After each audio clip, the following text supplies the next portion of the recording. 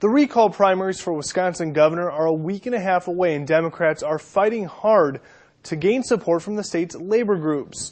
News 8's Pauline Lean joins us now live in the studio with a closer look at why. Pauline? Well, labor groups have been the driving force behind the recall election from the beginning. It started when the Republicans passed legislation taking away collective bargaining rights for most state union workers. But even though unions have a lot of influence and money in the election, Republicans say there are other factors deciding who will win.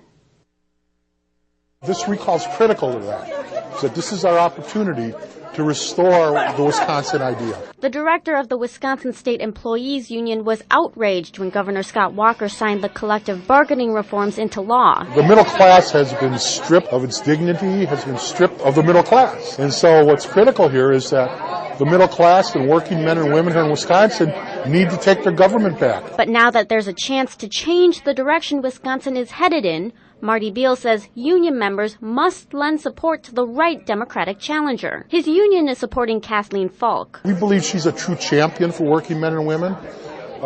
We've had a long history and experience with Kathleen Falk.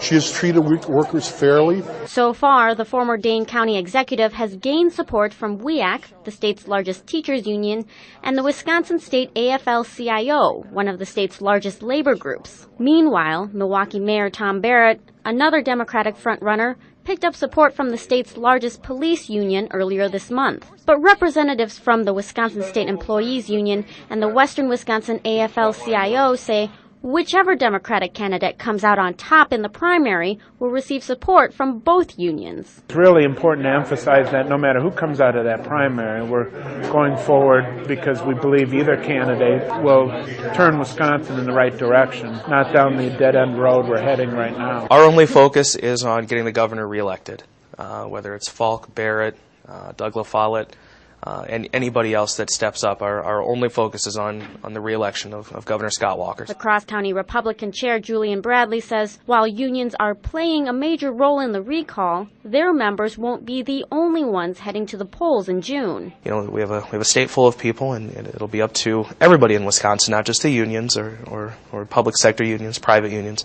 It'll be up to everybody to decide who the governor should be.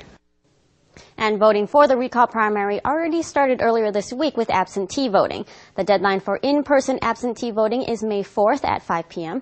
Mail-in absentee ballots must be postmarked by Election Day on May 8th and received by May 11th. All right, thanks a lot, Pauline. Falk and Barrett will also face off against State Senator Kathleen Vinehout, Secretary of State Doug LaFollette, and protest candidate Gladys Huber in the Democratic primary. On the other side, Governor Walker will take on Arthur Cole Riggs. The winners move on to the general election on June 5th.